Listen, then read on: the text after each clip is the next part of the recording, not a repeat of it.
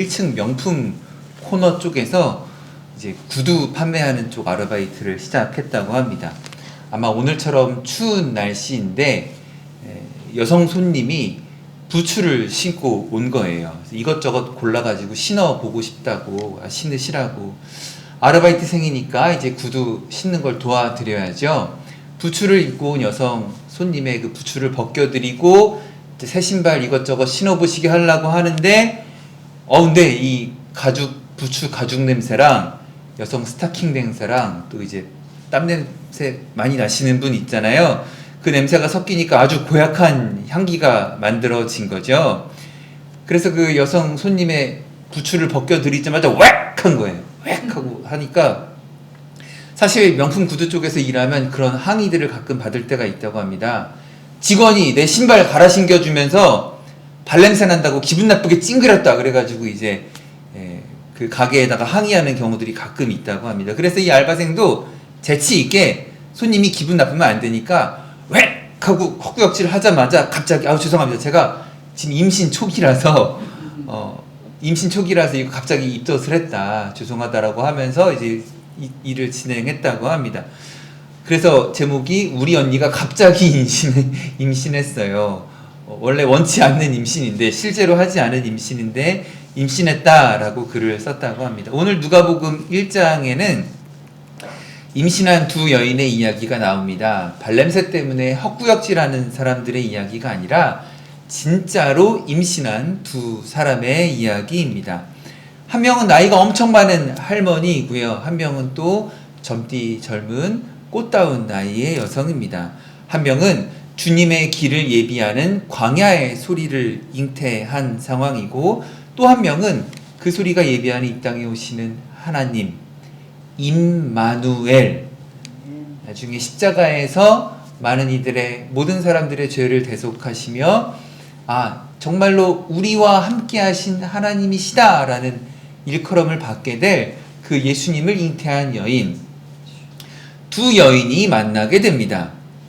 그래서 이 나이 많은 여인과 나이 젊은 여인, 예수님을 예비하는 세례 요한을 잉태한 여인과 예수님을 잉태한 여인, 두 여인이 만난다라고 오늘 누가복음 1장에서는 이야기하고 있고, 그 만남의 장면을 우리가 아까 본문 봉독 시간에 같이 읽게 되었습니다.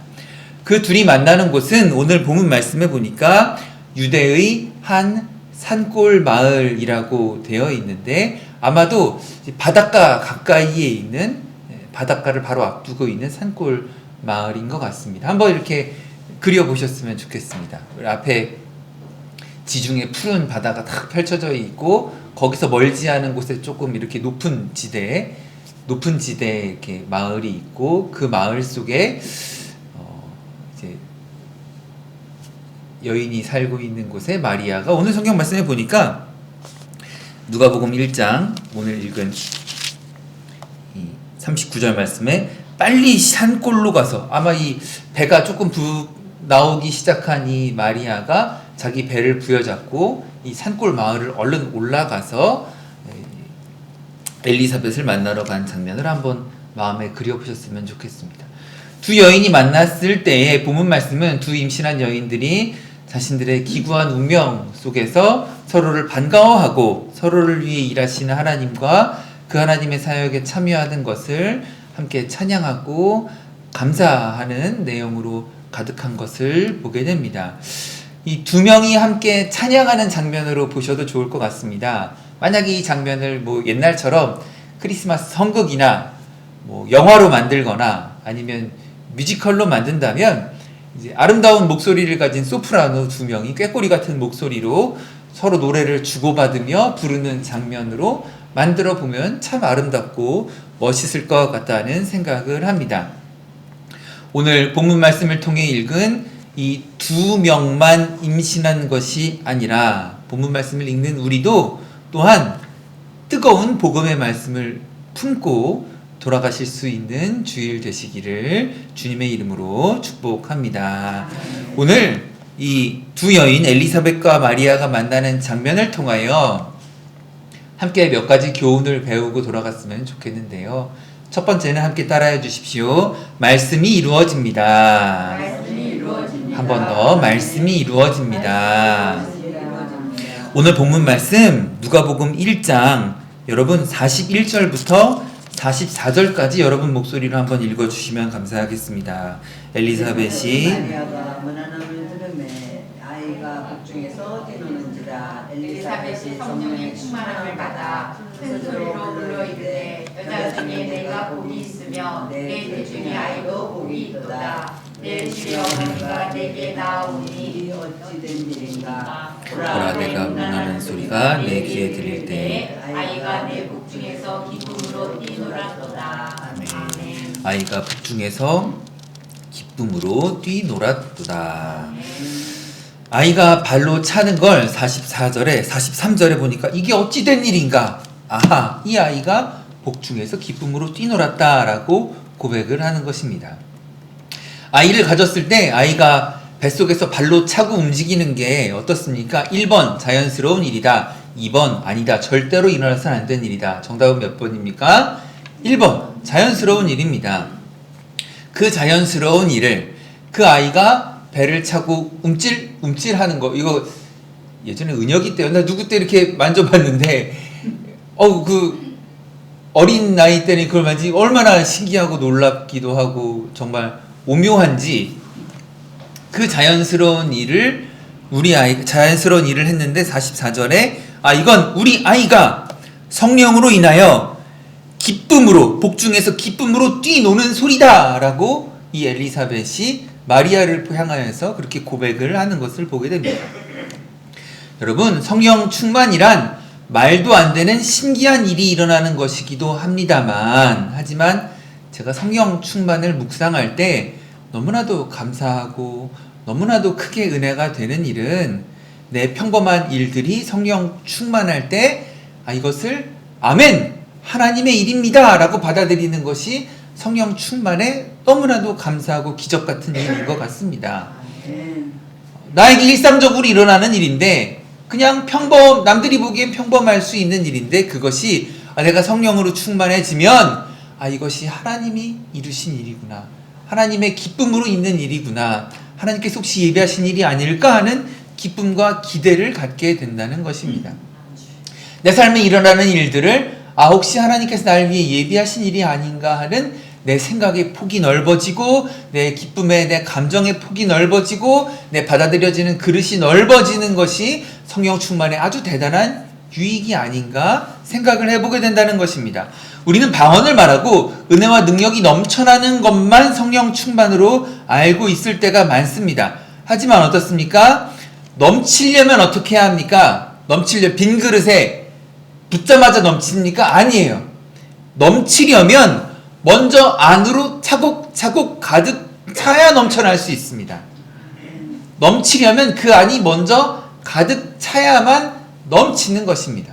성령 충만이란 넘쳐 흐르는 것도 성령 충만이지만 그 안에 차곡차곡 쌓여지는 것도 놀라운 성령 충만이라는 겁니다. 넘쳐 흘러서 대단한 일이 생기는 것도 흘러 넘쳐서 한강수처럼 주변에 번지는 것도 성령 충만이지만 그 안에 일상의 차곡차곡 평범한 차곡차곡 원래 채워져야 되는 차곡차곡이 일어나는 것도 성령 충만의 놀라운 일이라는 것을 믿음으로 고백하시는 저 여러분 되셨으면 좋겠습니다.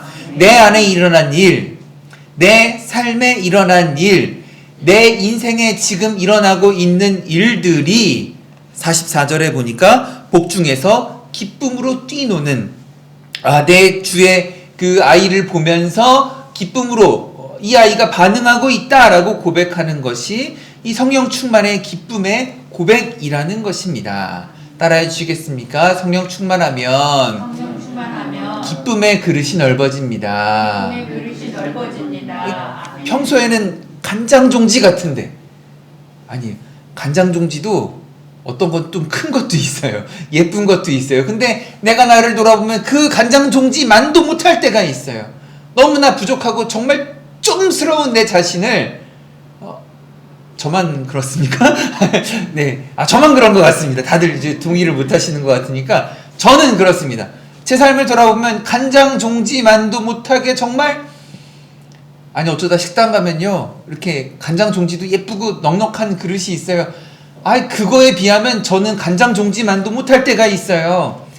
그 못나고 쫌스럽고 쫌스러운 내 삶이, 내 감정의 그릇이, 내 기쁨의 그릇이 성령 충만하게 되면 희한하게 그릇도 커지게 된다니까요.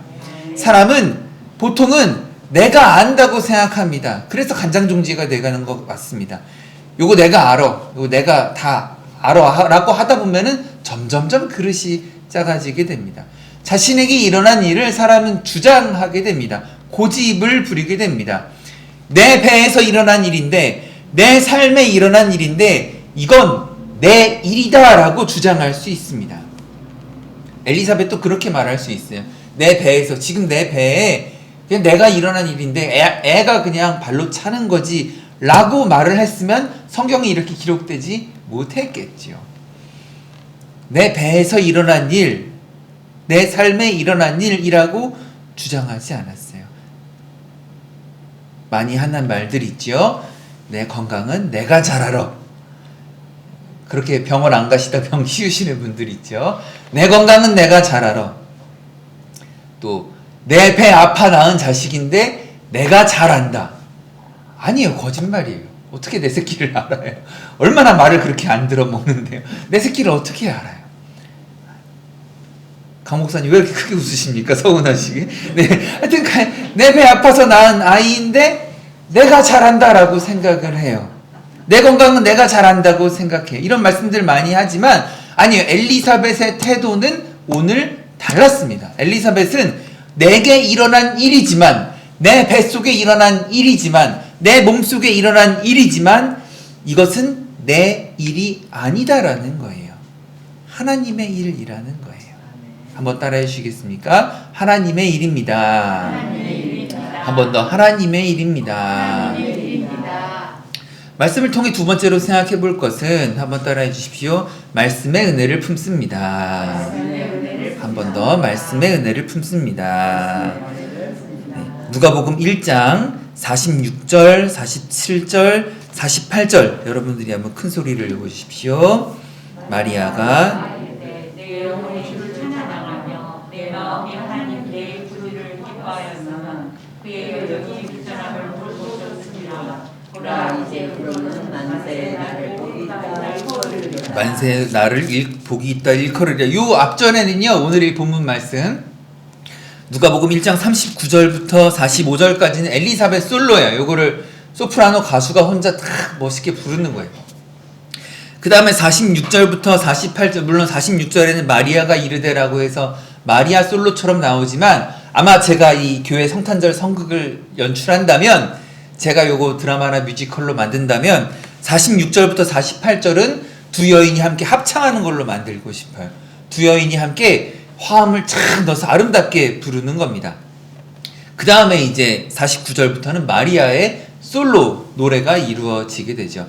왜 둘이 같이 불러야 된다라고 제가 이 귀한 주일 아침에 이야기하냐 하면 48절의 말씀이 엘리사벳과도 연관되어 있기 때문입니다. 48절의 말씀이 엘리사벳과도 연관되어 있고 마리아와도 연관되어 있고, 또 구약 성경으로 넘어가면요, 사무엘의 엄마 한나의 이야기와도 연결되어 있습니다. 48절 그 여종의 비천함을 돌보셨음이라. 보라 이제 후로는 만세의 날을 복이 있다 일컬으리로다. 아마 조금 더 이제 과감하게 과장돼서 한다면 여기서 엘리사벳과 마리아뿐만 아니라 사무엘의 어머니 한나까지 나와서 셋이서 같이 노래를 불러도 멋있을 것 같아요. 사무엘의 어머니 한나의 이야기도 아시죠? 그도 되게 비참한 상황이었어요. 너무나 비참하고, 정말 우리말로 제가 몇 주 전에도 말씀 나눴던 것 같은데, 속에서 열불 터지는 거예요. 열불 터지는 거예요. 속이 뒤집어지는 거예요. 성경 말씀에는 경록해 하였다라고 하는데, 너무나 속이 상하고 그 상황에 막 정말 술 취한 것처럼 막 기도를 하게 됐어요. 나의 비천함을 아시고 주님, 나의 복 중에 나의 태 중에 아이를 달라고. 그래서 아이를 가질 수 없는 한나였지만 아이를 갖게 되었고요, 아이를 가질 수 없는 늙은 엘리사벳이었지만 아이를 갖게 되었고요, 또 마리아도 그래서 고백합니다. 이 여종의 비천함을 돌보셨음이라 라고 할 때 세 여인이 함께 찬양을 하는 것도 물론 뭐 영화를 공부하시거나 이걸 전공하시는 분들은 뭐 재미없다고 하실 수도 있을지 모르겠지만 굉장히 의미 있는 일이라고 생각합니다. 여종의 비천함을 돌보셨음이라 보라 이후로는 만세 나를 복이 있다. 이 세 여인 모두 다 같은 입장인 거예요. 비천한 상황이었지만 만세 인류 역사를 통틀어 몇천 년 동안 계속해서 사람들이 기억합니다. 그 사무엘의 어머니 한나, 사무엘의 어머니 한나, 사무엘의 어머니 한나, 기도하는 어머니 한나, 기도에서 받아낸 어머니 한나. 몇천 년 동안 전 세계 사람들이 다 그 한나라는 이름을 얼마나 좋아하는데요. 엘리사벳도 마찬가지입니다. 인류의 한 명뿐이에요. 예수님 믿고 복받는 여러 사람들이 있지만 그 예수님의 길을 예비한 사람은 세례 요한 한 명이에요. 그 세례 요한을 잉태했던 엘리사벳 48절에 충분히 그렇게 얘기할 수 있습니다. 이제 후로는 만세의 나를 복이 있다 할 것이라. 요즘 말로 쉬운 말로 하면은 나 대단한 여자야, 나 복 있는 여자야. 우리 자매 여성분들은 아멘 하셔도 됩니다. 나 복 있는 여자야, 나 대단한 여자야, 나 복 있다 일컬어지는 여자야, 사람들이 부러워하는 여자야. 사람들이 너무나도 몇천 년 동안 인류의 역사 가운데 입에 오르내립니다. 마리아는 또 어떻습니까? 예수님의 어머니로서 많은 사람들이 기억하는 이름 아니겠습니까? 비천함을 돌보셨습니다 라는 고백. 비천함을 돌보시고 후에는 만세 많은 사람들이 세상에 이를 때 나를 다 복이 있다고 할 것이다 라는 이 고백. 얼마나 아름답고 참 소위 배심 나오고 당당하게 할 수 있는, 안 그래도 배가 나왔을 텐데 배를 내밀고 할 수 있는 당당한 고백이 아닌가 싶습니다.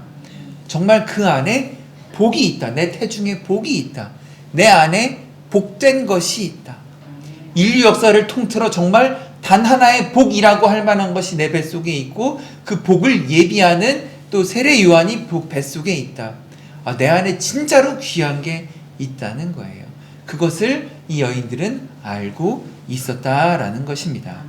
지금은 코로나 때문에 좀 덜하지만 연말 또 이렇게 성탄절 시즌이 되면 을에 돈을 쓰게 만듭니다. 소위 연말 대목이라는 게 있죠. 백화점들도 가보면 아까 백화점 얘기 잠깐 했지만 세일들을 많이 합니다. 저는 그런 세계를 잘 모르지만 명품 좋아하시는 분들은 머릿속에서 생각하는 돈의 단위가 좀 다른 것 같습니다. 그 버버리라는 명품 브랜드 아십니까? 네. 최근에 자기들이 고객들에게 좀 더 많은 사람들에게 소개하고 싶다고 전시회를 열었어요. 그러니까 안 사도 된다는 거예요. 아니, 안 사도 되는 게 아니라 안 팔을 거예요. 팔지 않을 건데 우리 제품들 한번 와서 구경들 해라. 맘대로 만져보고 쭈물딱 걸고 입어보고 구경들 해라. 이날은 안 판다. 우리 판매 안 한다. 결제 그런 거 카드 같은 거 가져올 필요 없다. 마음대로 만져보고 입어봐라. 아마 저같이 명품에 관심 없는 사람들도 관심 갖도록 만든 행사인 것 같습니다. 공짜로 와서 구경하되 대신에 인터넷으로 미리 예약을 하고 공짜로 예약하고 맘대로 구경하라 해서 제가 가봤습니다. 돈 안 든다고 해서 버버리가 도대체 뭐길래 사람들이 그렇게 좋아하나 라고 해서 한번 가봤습니다. 공짜로 인터넷으로 예약하고 한번 갔더니 사람들이 줄을 확 서 있어요. 공짜로 또 명품들을 볼 수 있다고 하니까. 저도 사실은 이게 이 가진 육신이 일반 육신이 아니라서 일반 사이즈 육신이 아니라서 큰 기대 안 하고 이렇게 한번 줄을 서서 있다가 들어가서 보니까 정말로 좋은 옷들이 많이 있더라고요. 코트를 하나 딱 걸쳐 봤더니 이게 옷걸이가 괜찮아서 그런지 옷도 그럭저럭 잘 어울리고 괜찮았습니다. 아무도 아멘을 안 하셨지만 괜찮았어요. 저는 오늘 이 당당했던 두 여인처럼 저도 당당하게 괜찮았다고 생각을 해봅니다. 벗어서 이거 얼마야 가격을 보니까 공을 몇 개를 세야 되는지, 이게 보통 모피 모피코트라고 하면 제가 뭐 이해를 하겠는데 모피코트도 아니고 일반 패딩 같은 옷인데 이런 말 하면 촌스럽다고 할지 모르겠지만 1,000만 원이 넘어가더라고요. 일반 패딩 같은 옷인데 물론 저는 1,000만 원보다 가치 있는 사람입니다. 네, 아멘 해주셔서 이거 말씀 준비하면서 여기서 아멘을 안 하시면 내가 어떻게 앞으로 어떻게 살아가야 되나, 앞으로 내가 살아갈 이유는 무엇일까 고민을 했는데 다행히 아멘을 해주셨습니다. 1,000만 원보다 가치가 있는 것 같습니다. 평소에 습관이 그렇게 비싼 옷을 즐겨 입고 잘 모르고 그러다 보니까 별나라 이야기처럼 들려졌지만 뭐 때로는 필요에 따라, 경우에 따라 뭐 때와 장소에 맞추어서 고급 제품을 사용해야 한다면 뭐 사용해야 될 때도 있겠죠. 그런 그런 일들도 또 진행돼야겠죠. 하지만 너무 명품만 찾는 소비 문화도, 잘못된 소비 문화도 있는 것 또한 그건 또 비판할 문제라고 생각합니다. 내 겉옷에 나를 꾸미는 데에 쓰는 돈만큼 내 삶을 아름답게 가꾸고 있는가? 혹시 이것이 내 안을 아름답게 가꾸고 있는 게 아니라 내 속은 회칠한 무덤처럼 그 안에는 그냥 썩은 것이 있는데 겉에만 꾸미고 내 안은 썩은 것으로 고여가지 않는가 돌아보아야 한다는 것입니다. 저 같은 사람만 있는 게 아니라 요즘에 중고등학생들 사이에서도 명품을 좋아하는 문화가 많이 발달했다고 합니다. 이게 요즘은 뭐 저희 같은 예전에 좀 이렇게 그런 거 옷 좋아하는 친구들은 막 학교 끝나고 나면은 막 이대로 가고 명동으로 가서 막 그런 거 구경했다라고 하는 얘기들은 들은 적이 있는데 이제는 그런 시대가 아니잖아요. 아이들이 누구나 다 핸드폰으로 인터넷만 봐도 유튜브에만 들어가기만 해도 명품 브랜드를 그렇게 아이들 대상으로 소개하는 그런 그것도 잘 되어 있다고 합니다. 그래서 장단점, 어떤 명품은 뭐 이게 좋고 이게 안 좋고 뭐 품이 좀 넉넉하게 나오고 이런 정보들을 다 갖고 있으니까 요거를 관심을 갖고 취미생활처럼 하고 싶어하는 아이들이 많이 있다고 합니다. 조금 아쉽죠. 아이들 얼마나 예쁘고 귀합니까? 정말 아무것도 꾸미지 않아도 그 자체로도 정말 보석 같고 그 붉은 볼때기를 보면 아이들 얼마나 소중한 아이들인데 그렇게 겉을 꾸미는 것보다 48절 말씀, 주께서 비천한 자들을 돌보셨구나라는 고백을 배울 수 있는 이 땅의 많은 아이들과 하나님의 백성들이 되었으면 좋겠습니다. 그리고 그 주님의 마음을 닮아서 비천한 자들을 돌볼 줄 아는 아이들로 자라고 아까 우리 권사님 기도하신 것처럼 그 아이들을 돌보는 그 마음을 품어 가시는 저와 여러분 되시기를 주님의 이름으로 축복합니다. 좌우 앞뒤 두 분 이상에게 엄지를 치켜 세우면서 당신이 명품입니다 인사해 주시기 바랍니다.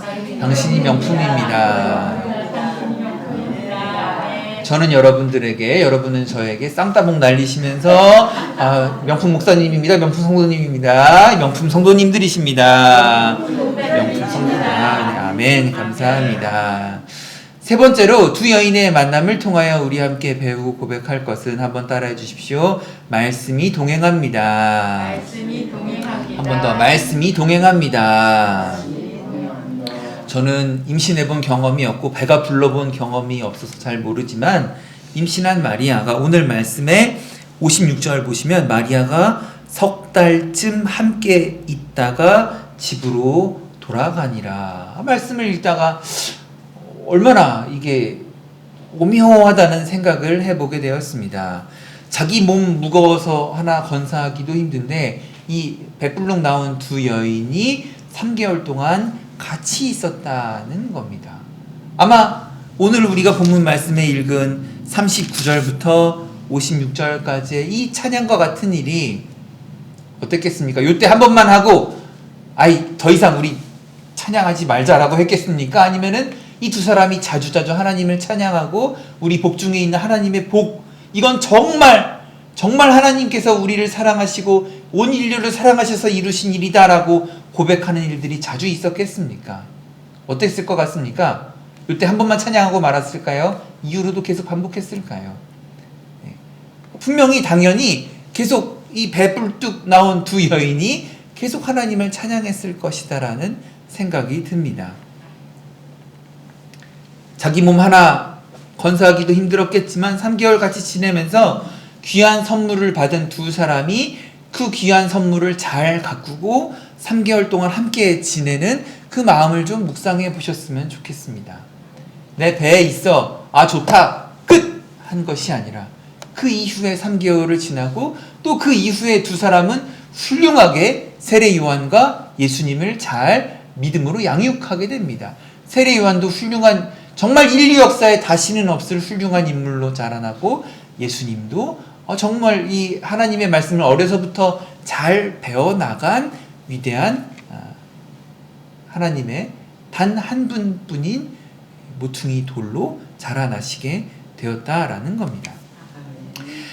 작은 섬 나라 중에 뉴질랜드 쪽에 가면 나우루라는 섬이 있습니다. 혹시 알고 계십니까? 나우루라는 조그만 섬 나라예요. 우리나라 용산구만한 섬인데 그게 하나의 나라로 되어 있는 거예요. 얼마나 작습니까? 근데 또 그게 섬이고 그게 또 나라라고 합니다. 근데 이 나라가, 이 섬이 똥섬으로 유명합니다. 똥섬. 똥은 똥인데 비싼 똥입니다. 뭐냐 하면 수만 년 동안 새들이 날아다니다가 똥을 싸는 포인트였던 거예요. 그 똥이 수만 년 동안 쌓여서 섬이 된 겁니다. 이게 웃을 수도 있고 더러운 일일 수도 있는데 아니에요. 부러운 일이에요. 수만 년 동안 똥이 쌓이니까 이게 돌이 돼서 이걸 인광석이라고 부르는데, 이게 영양도 많고 배설물이니까 암모니아 합성 산업으로도 활용이 되었던 거예요. 요즘처럼 화학이 발달하지 않았을 때에는 이 암모니아 추출로 인해서 아주 귀하게 쓰였다는 것입니다. 여러 화학 산업에도 응용이 되고, 사실 우리 실생활에 암모니아가 굉장히 중요한 역할을 많이 하더라고요. 세제나 여러 화학물들을 합성할 때 암모니아가 사용되게 됩니다. 그래서 2차 세계대전이 끝날 즈음에 세상에 이런 나라가 있다라는 게 막 알려지게 되면서 이 섬에서 암모니아를 추출할 수 있다라고 하면서 이 돌을 되게 비싸게 사갑니다. 또 이 돌을 캐내는 산업 때문에 여러 가지 발전들이 이루어지게 되고, 각 이 돈 많은 나라라고 하는 나라 다 돈을 짊어지고 와서 막 이 나라에 돈을 풀어놓고 이 인광석을 사가게 됩니다. 암모니아를 추출할 수 있는 이 돌이 이 섬에서는, 이 나라에서는 아주 흔하게 캐낼 수 있다고 하니까 비싸게 팔리고 세계 여러 나라에서 투자를 하고 이주를 오게 됩니다. 1980년대에 국민총생산량 3만 불이었다라고 합니다. 감이 잡히십니까? 3만 불. 지금 우리나라가 3만 불이 조금 넘었나 그렇죠? 우리나라 왜 예전에 어떻습니까? 국민총생산 만 불 넘자 막 울부짖으며 막 노력하던 때가 있었죠. 2만 불 됐다고 막 신기해하던 시절이 있었죠. 근데 이때는 1980년대에 3만 불이었대요. 1980년대. 조금 과장해서 말하면 자동차를 타고 가다가 차가 고장난 거예요. 삐그덕삐그덕 거려요. 그럼 에이씨, 그 차를 버리고 가는 거예요. 차 버리고 차를 새로 사는 게 더 간편하고 더 싸게 먹히던 시절이었던 거예요. 1인당 개인 전용 비행기들이 다 온 국민이 다 있었다라고 합니다. 비행기도 마찬가지예요. 조금 고장나면 비행기 하나 또 사지 뭘 하고